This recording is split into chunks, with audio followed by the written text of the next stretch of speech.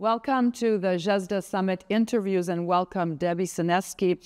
You participated in the anticipatory briefing entitled Made in Space. You're an associate professor of aeronautics and astronautics at Stanford University, and your research supports the development of technologies capable of withstanding the harsh conditions of space missions. So during your session, you talked about exploring potential developments in exploiting space-based resources. Can you tell us a little bit more about that?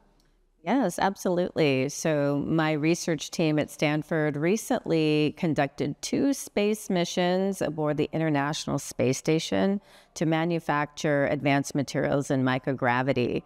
And so we're interested in harnessing and using the microgravity environment to advance materials for use in terrestrial markets here on Earth.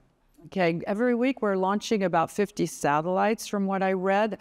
So as space exploration advances, some are saying that orbital resources will become a new frontier of economic opportunities. Do you share this point of view? Absolutely. I think that we are going to tap into the great resources that we have around us beyond Earth and low Earth orbit and beyond, perhaps on the moon, and then as far as Mars. What we heard today is that there are minerals and even water resources that we have in the lunar surface that we can tap into to really advance modern civilization and humanity. So I'm also interested in tapping into those types of resources, in particular using the space environment and the infrastructure that we will place there, the commercial infrastructure, to create products such as advanced materials for use here on Earth. So that was going to be my question exactly. What is the use of these new materials? Because we're not all going to be going out in space.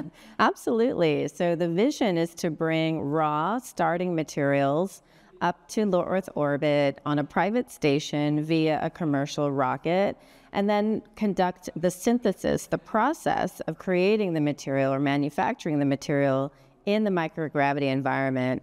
And what's really spectacular about the microgravity environment is that we suppress a phenomenon that we cannot suppress here on Earth, such as buoyancy, sedimentation, also container interactions.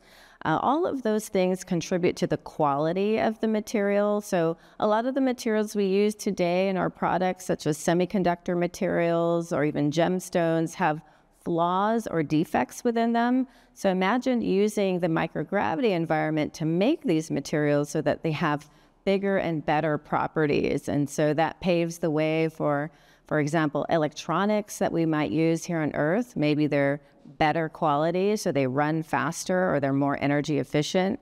So these are the things that I'm very, very curious about. Thank you very much, Debbie Senesky, for talking with us today. My pleasure. Thank you.